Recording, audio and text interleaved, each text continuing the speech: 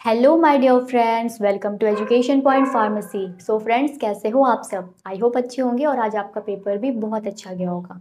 अब नेक्स्ट है 24 मार्च को फार्मास्यूटिकल एनालिसिस और आज हम बात करेंगे लास्ट मोमेंट प्रिपरेशन टिप्स। तो इस वीडियो को स्किप ना करें क्योंकि मैं 100% गारंटी ले सकती हूँ कि ये वीडियो आप लोगों के लिए हेल्पफुल होने वाला है। स्टार्ट करने से पहले मैं आप लोगों को बता दूं कि फार्मास्यूटिकल एनालिसिस इस सब्जेक्ट में यूनिट फर्स्ट, यूनिट सेकंड और यूनिट थर्ड, ये तीनों यूनिट मैंने पढ़ाया है। लिंक डिस्क्रिप्शन बॉक्स में मिल जाएगा आप लोगों को, या फिर आप प्लेलिस्ट में जाके चेक कर सकते हो। आपको ये तीनों ही यूनिट के सारे टॉपिक्स मिल जाएंगे, आप वहाँ से पढ़ सकते हो और एग्जाम में अच्छे से अच्छा नंबर ला सकते हो। ठीक है। अब जो टॉपिक रह गया था, जो मैंने नहीं पढ़ाया, तो मैं यहाँ पे पढ़ाने नहीं वाली हूँ। मैं पहले ही बता देती हूँ कि मैं यहाँ पे आप लोगों को पढ़ाने नहीं वाली हूँ क्योंकि टाइम ज़्यादा है नहीं। बट कुछ टॉपिक्स रह गए हैं, तो यूनिट थर्ड में और फिर यूनिट 5 में भी सारे टॉपिक्स ही रह गए हैं। तो मैं आप लोगों को यहाँ पे बताऊंगी कि अगर ये टॉपिक आता है एग्जाम में तो आपको लिखना कैसे, क्या क्या कंटेंट आप लिखोगे एग्जाम में, कैसे लिखोगे, कैसे आप 6-7 पेज आराम से लिख सकते हो, वो मैं आज आप लोगों को शेयर करूंगी। चलिए, ग्रेविमेट्रिक एनालिसिस यूनिट थर्ड का ही टॉपिक है। अगर ये आता है तो एग्जाम में आपको लिखना कैसे है। प्रिंसिपल लिखा पहले, फिर स्टेप्स लिखा, कैसे ग्रेविमेट्रिक एनालिसिस परफॉर्म करते हैं, उसका यहाँ पे स्टेप हो गया। बहुत ही इजी लैंग्वेज में ये स्लाइड मैंने आप लोगों के लिए रेडी किया है। आप पढ़ोगे तो आपको इजीली समझ में आ जाएगा। जिन बच्चों के पास नोट्स है कोई प्रॉब्लम नहीं है, आप कुछ नया अगर लगता है तो आप ऐड कर सकते हो अपने नोट्स में। जिन बच्चों के पास नोट्स नहीं है और वो इधर उधर से परेशान हो रहे हैं, ढूंढ रहे हैं, टाइम वेस्ट कर रहे हैं, तो टाइम वेस्ट ना करें क्योंकि टाइम ज़्यादा है नहीं।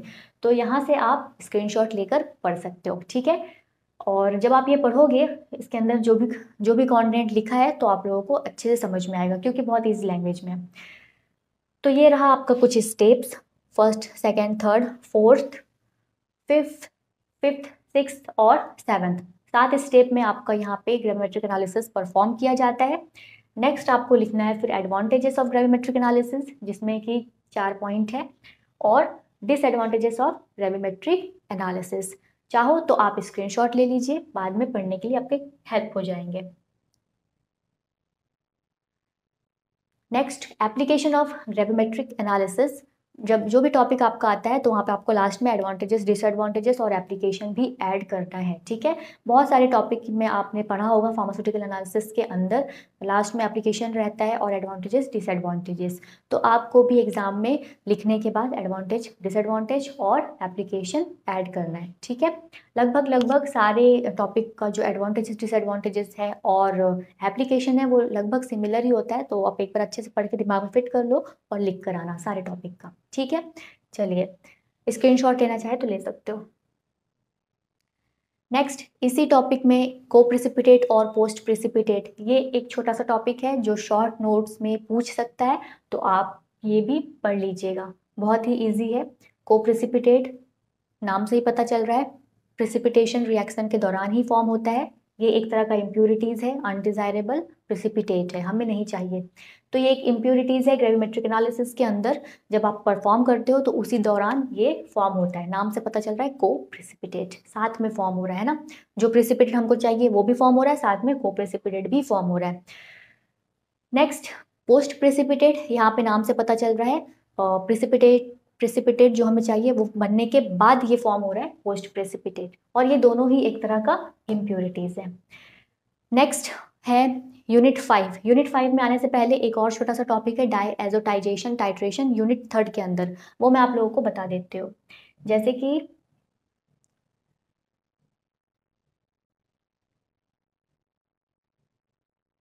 अगर डायएजोटाइजेशन टाइट्रेशन इस टॉपिक पे क्वेश्चन आता है, ये भी बहुत इंपॉर्टेंट है, बहुत बार एग्जाम में आया है इससे क्वेश्चन, तो आप ये पढ़ लीजिए। छोटा सा है, एग्जाम में आता है तो आप आराम से लिख सकते हो, छोड़ना नहीं है। ठीक है।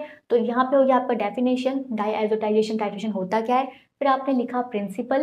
प्रिंसिपल भी 4 लाइन का है, ज़्यादा है नहीं इसमें कुछ, पढ़ोगे तो आप इजिली समझ पाओगे क्या है। Next, indicator used. 2 टाइप का इंडिकेटर हम इस टाइट्रेशन में यूज कर सकते हैं, जैसे कि एक है स्टार्च आयोडाइड पेपर और potassium iodide starch solution. Procedure यहाँ पे लिखा है कैसे हम ये परफॉर्म करते हैं डायएजोटाइजेशन टाइट्रेशन।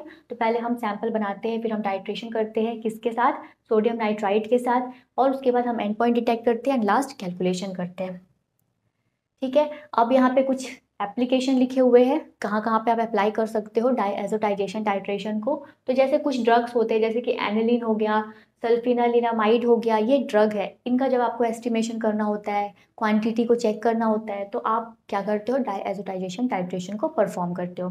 ठीक है, फार्मास्यूटिकल एनालिसिस, जैसे कि कुछ सल्फर ड्रग्स होते हैं, सल्फासेलाजीन हो गया, ये इन ड्रग्स को भी डिटरमाइन करने के लिए हम यूज़ करते हैं डायएज़ोटाइजेशन टाइट्रेशन। और है डाई इंडस्ट्री में सिंथेसिस ऑफ एजोडाइज वगैरह जब बनता है, या फिर उसको क्वालिटी को चेक करना होता है, तो वहाँ पे भी यूज़ किया जाता है डाईएज़ोटाइजेशन टाइट्रेशन। ठीक है, तो ये एक छोटा सा टॉपिक है डाईएज़ोटाइजेशन टाइट्रेशन, बट ये इंपॉर्टेंट है, एग्जाम में आता है, तो आप ये लिख कर आ सकते हो। यहाँ पे आपका कंप्लीट हुआ यूनिट 3rd। अब हम बात करते हैं यूनिट 5th। यूनिट 5th में एक टॉपिक है आपका पोलैरोग्राफी। इस पे अगर क्वेश्चन आता है तो आप क्या क्या लिख सकते हो। पहले तो आप बताओ कि पोलैरोग्राफी होता क्या है। ठीक है, पोलैरोग्राफी में कुछ की कंपोनेंट है, मतलब कि कुछ इंपॉर्टेंट पार्ट है, जैसे कि वर्किंग इलेक्ट्रोड क्या होता है, रेफरेंस इलेक्ट्रोड क्या होता है, इलेक्ट्रोलाइट सॉल्यूशन क्या होता है, ये आप थोड़ा थोड़ा एक्सप्लेन करिए। आप जब पढ़ोगे तो आपको ईजिली समझ में आ जाएगा। नेक्स्ट, बेसिक वर्किंग प्रिंसिपल आपको बताना है। पोलैरोग्राफी का जो प्रिंसिपल है, काम कैसे करता है ये इंस्ट्रूमेंट, वो आप यहाँ पे बताओगे। ठीक है, उसके बाद स्टेप्स इन अ पोलैरोग्राफिक एक्सपेरिमेंट, जब आप ये परफॉर्म करते हो तो इसमें क्या क्या स्टेप्स है, वो आप यहाँ पे इस तरीके से पॉइंट वाइज लिखोगे। ठीक इसी तरीके से एग्जाम में लिख कर आइएगा। इससे क्या होगा, आपको अच्छे नंबर मिलेंगे, क्योंकि ये परफेक्ट तरीका है लिखने का एग्जाम में, प्रिसाइज्ड तरीका है ना। तो ऐसे ही आपको लिखना है। ये सब स्लाइड्स मैं आप लोगों को इसलिए दिखा रही हूँ ताकि आपको आइडिया लगे कि एग्जाम में लिखेंगे कैसे। फार्मास्यूटिकल एनालिसिस में बच्चों के बहुत बैक लगते हैं, क्योंकि ये थोड़ा सा डिफिकल्ट होता है फर्स्ट सेम में, तो इस वजह से। ठीक है, चलिए नेक्स्ट। अब है यहाँ पे इंडिकेटर इलेक्ट्रोड के बारे में। तो यहाँ पे पोलैरोग्राफिक में हम 2 इलेक्ट्रोड यूज करते हैं। एक होता है हमारा वर्किंग इलेक्ट्रोड, या फिर उसको इंडिकेटर इलेक्ट्रोड कहते हैं, और दूसरा होता है हमारा रेफरेंस इलेक्ट्रोड। ठीक है, रेफरेंस इलेक्ट्रोड। तो यहाँ पे इंडिकेटर इलेक्ट्रोड या फिर वर्किंग इलेक्ट्रोड में कौन कौन सा है आपका, रोटेटिंग प्लैटिनम इलेक्ट्रोड, एक इलेक्ट्रोड ये हो गया। इसके बारे में कुछ आप लिख सकते हो, कंस्ट्रक्शन लिख सकते हो, मतलब कि कैसे रोटेटिंग प्लैटिनम इलेक्ट्रोड क्या क्या मिलकर बना हुआ है।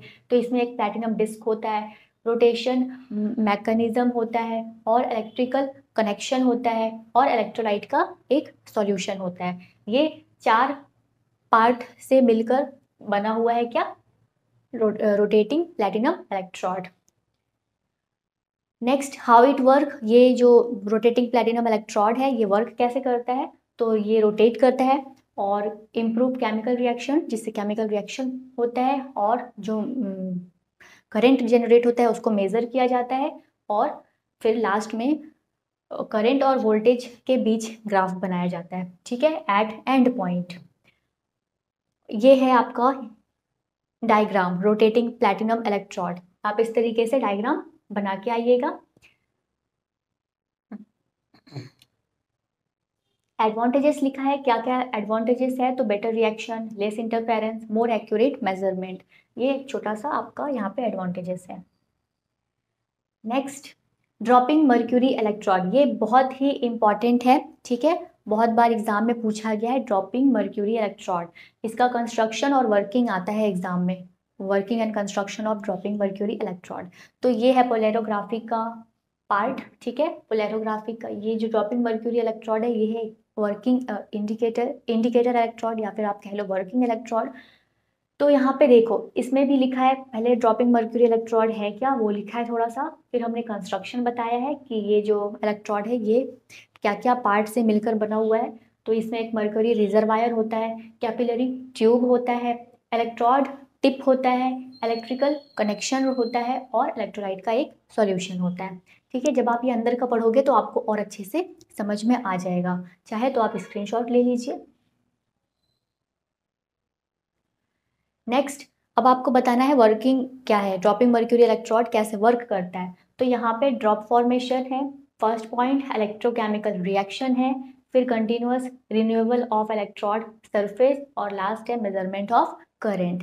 तो ये आपका ये जो ड्रॉपिंग मर्क्यूरी इलेक्ट्रोड है ये वर्क कैसे करता है वही यहाँ पे लिखा हुआ है। इसी तरीके से आपको पॉइंट वाइज लिखना है एग्जाम में। अब ये कुछ एडवांटेजेस है और कुछ एप्लीकेशन है, कहाँ कहाँ पे आप ड्रॉपिंग मर्क्यूरी इलेक्ट्रोड को यूज़ कर सकते हो। वोल्टामेट्रिक में भी यूज़ कर सकते हो, पोलैरोग्राफिक में भी यूज़ कर सकते हो, और अदर इलेक्ट्रोकेमिकल केमिस्ट्री में भी यूज़ कर सकते हो, रिएक्शन वगैरह को, रिडॉक्स रिएक्शन वगैरह को स्टडी करने के लिए। ठीक है, ये आपका ब्यूटीफुल सा एक डायग्राम है ड्रॉपिंग मर्क्यूरी इलेक्ट्रोड का। मर्क्यूरी रिजर्वायर है, यहाँ पे टिप होता है, यहाँ पे सॉल्यूशन है आपका फील्ड। ठीक है, और ये करंट वगैरह यहाँ से सर्किट है जिससे बैटरी लगा हुआ है, गैल्वेनोमीटर लगा हुआ है। क्लियर, तो ये आपका हो गया पोलैरोग्राफिक का सेटअप। और हमने कौन सा इंडिकेटर इलेक्ट्रोड हमारा क्या है, ड्रॉपिंग मर्क्यूरी इलेक्ट्रोड। तो इस तरीके से आप बना के आइए। अगर पोलैरोग्राफिक का इंस्ट्रूमेंट आता है तो ये वाला बना लेना, अगर ड्रॉपिंग मर्क्यूरी इलेक्ट्रोड का आता है तो भी आप ये वाला बना के आना। क्लियर। Next, potentiometry. अब समझते हैं पोटेंशियोमेट्रिक टाइट्रेशन। तो ये भी यूनिट 5 के अंदर का टॉपिक है। सेम उसी तरीके से हमने पहले यहाँ पे इसको थोड़ा सा 4 लाइन में डिफाइन किया, उसके बाद हमने लिखा वर्किंग प्रिंसिपल, कैसे ये काम करता है पोटेंशियोमेट्री। उसके बाद यहाँ पे कुछ इंस्ट्रूमेंटेशन, क्या क्या यहाँ पे लगे हुए होते हैं, इंस्ट्रूमेंटेशन क्या क्या पार्ट से मिलकर बना होता है। तो एक तो हो गया आपका सेल, हो गया इलेक्ट्रोकेमिकल सेल, जिसमें 2 इलेक्ट्रोड होंगे, कैथोड और एनोड। और एक होगा आपका रेफरेंस इलेक्ट्रोड, दूसरा होगा आपका इंडिकेटर इलेक्ट्रोड। यहाँ पे आपका एक सॉल्यूशन होगा जिसमें आप इलेक्ट्रोड को डिप करते हो, और पोटेंशियोमीटर से वो अटैच्ड होगा। इस मीटर में क्या शो होगा, वोल्टेज शो होगा। उसी वोल्टेज के हेल्प से आप डिटरमाइन करते हो अपने सैंपल को, ठीक है, कि उसमें क्या प्रेजेंट है और कितने कंसंट्रेशन में प्रेजेंट है। तो जब आप इनके अंदर का जो भी कंटेंट वगैरह है वो आप पढ़ोगे तो आप ज़्यादा अच्छे से समझ पाओगे। नेक्स्ट, अब आपको यहाँ पे अगर आ जाए एग्जाम में कि differentiate between indicator electrode and working reference electrode, या फिर पूछ सकता है working electrode and reference electrode. Confuse नहीं होना है, इंडिकेटर इलेक्ट्रोड को ही बोलते हैं वर्किंग इलेक्ट्रोड, मतलब कि वो वैसा इलेक्ट्रोड जो सेंस कर रहा है ना, जिसका मेन काम है। और रेफरेंस इलेक्ट्रोड जो स्टेबल है, ऑलरेडी स्टैंडर्ड है, मतलब कि पहले से इसका जो भी करंट वगैरह होता है वो सेट होता है। ठीक है, और ये जो है इंडिकेटर इलेक्ट्रोड, ये आपका रिएक्शन चेंज होता है तो यहाँ पे इंडिकेटर इलेक्ट्रोड ही उस रिएक्शन को सेंस करता है और सिग्नल भेजता है हमारे मीटर को, और मीटर में शो होता है कि क्या है कंसंट्रेशन, क्या है उसका क्वांटिटी। ठीक है, तो आप ये पढ़ोगे तो आपको इजीली समझ में आएगा क्या है इसका function, reaction, potential, example, material और एप्लीकेशन। अब आ जाइए रेफरेंस इलेक्ट्रोड। हमने इंडिकेटर इलेक्ट्रोड समझ लिया, ठीक है। अब है रेफरेंस इलेक्ट्रोड, तो एक तो आपका हो गया हाइड्रोजन, स्टैंडर्ड हाइड्रोजन इलेक्ट्रोड, उसका है ये डायग्राम, और यहाँ पे थोड़ा सा कैसे ये बना हुआ है वो लिखा है, कैसे ये काम करता है वो लिख दिया। फिर है आपका कैलोमल इलेक्ट्रोड। कैलोमल इलेक्ट्रोड बहुत बार पूछा गया है, क्या होता है कैलोमल इलेक्ट्रोड, तो ये एक तरह का क्या है, स्टैंडर्ड इलेक्ट्रोड है ना, रेफरेंस इलेक्ट्रोड है। ये रिएक्शन को सेंस नहीं करता, सेंस कौन करता है, इंडिकेटर इलेक्ट्रोड। ये जो इलेक्ट्रोड है इसका सब कुछ सेट होता है और फिक्स होता है, स्टेबल होता है, मतलब ये एज अ स्टैंडर्ड यूज कर रहे हैं हम कंपेयर करने के लिए, सिंपल ऐसे आपको समझना है कि ये जो कैलोमल इलेक्ट्रोड है इसका, ये है आपका रेफरेंस इलेक्ट्रोड। ठीक है,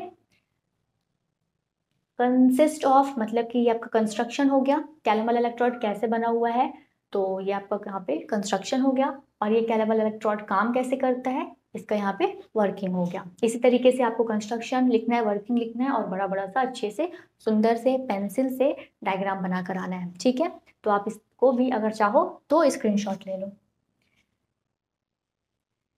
अब है नेक्स्ट सिल्वर क्लोराइड इलेक्ट्रोड, ये भी है आपका क्या, रेफरेंस इलेक्ट्रोड। रेफरेंस इलेक्ट्रोड कौन कौन सा हो गया, कैलोमल, स्टैंडर्ड हाइड्रोजन और सिल्वर इलेक्ट्रोड। तीनों में से कोई भी आ सकता है, बट सबसे ज्यादा पूछा जाता है कैलोमल इलेक्ट्रोड, तो उसका आप याद कर लो, ये वाला कैलोमल इलेक्ट्रोड, इसका कंस्ट्रक्शन और वर्किंग लिख कर आना। ठीक है, सिल्वर इलेक्ट्रोड के बारे में यहाँ पे थोड़ा सा कंस्ट्रक्शन लिखा है और कैसे काम करता है ये वर्किंग लिखा हुआ है। तो इसी तरीके से आप लिखोगे बगल में या फिर नेक्स्ट पेज पे बड़ा बड़ा सा अच्छा सा डायग्राम बना कर आओगे। क्लियर।